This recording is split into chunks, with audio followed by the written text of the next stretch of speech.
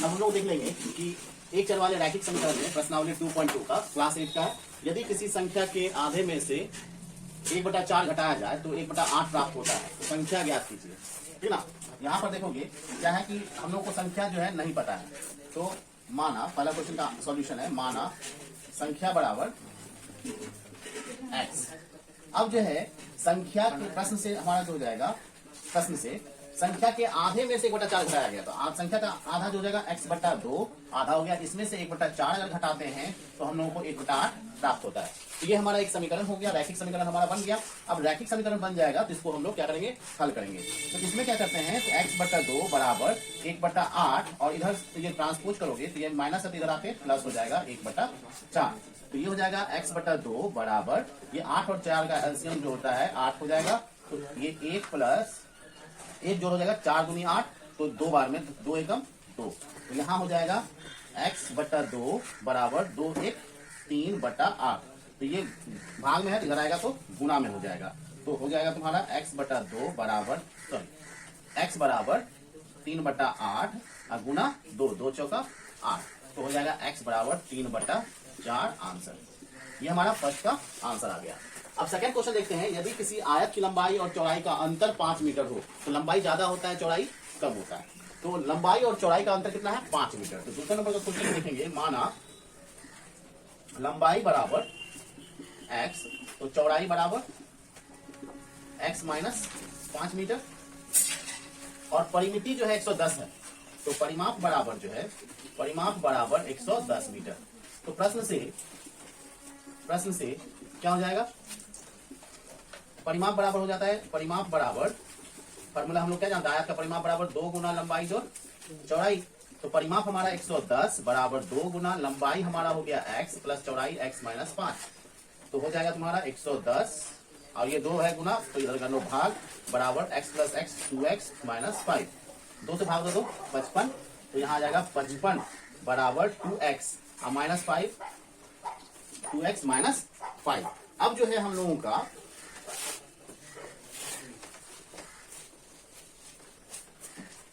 आ जाएगा 2x बराबर, इसको हम लोग इधर ले जाते हैं तो हो जाएगा 55 प्लस 5 बराबर 2x बराबर 60। 55 प्लस 5 60। तो x बराबर 60/2।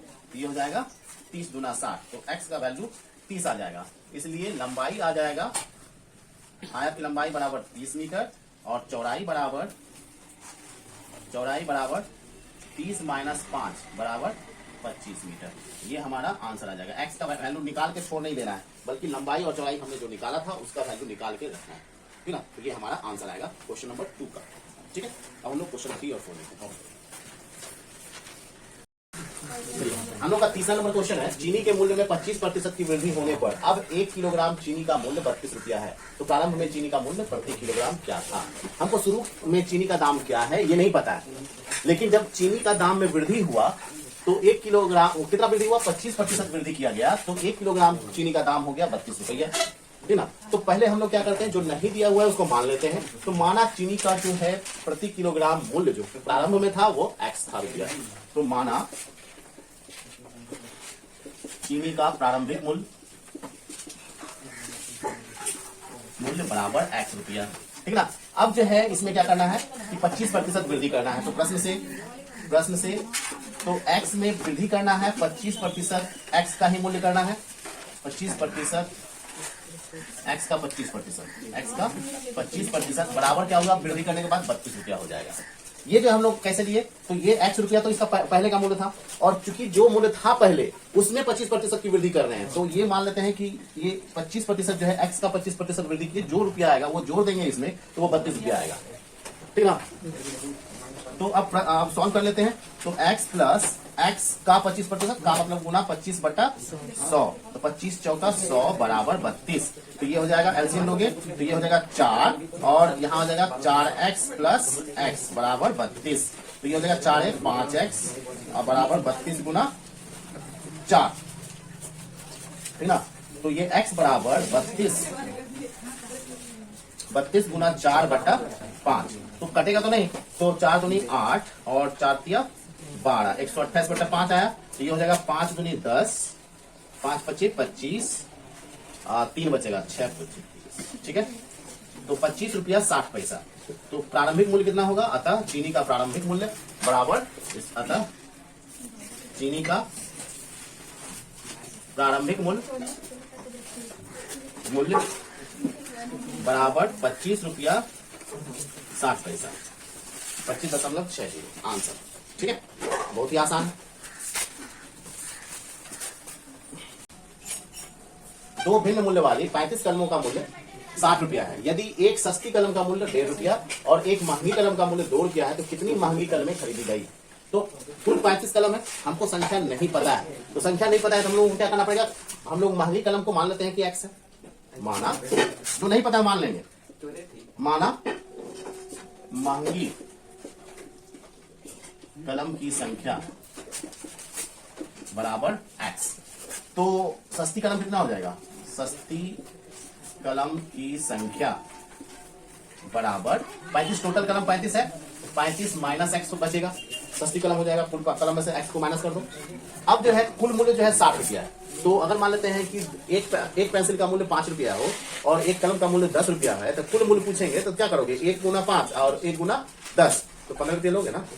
तो वही बात है कि जितना कलम लिए उसके हिसाब से मल्टीप्लाई करेंगे। तो मतलब क्या कि हमारा यहाँ x कलम है सस्ता महंगा वाला, तो x प्रश्न से तो x गुना करोगे इसका मूल्य, ये तो संख्या हुआ, इसका मूल्य 2 रुपया है, तो 2 प्लस और ये 35 जो है 35 माइनस x जो है सस्ता वाला कलम है, और इसका मूल्य है 1.5 रुपया, और इसका दोनों मिलाकर कुल मूल्य जो है 60 रुपया है। हमारा जो है अभी समीकरण बनेगा और उसके बाद उसको सॉल्व करेंगे। तो ये आ जाएगा 2x प्लस 35 गुना 1.5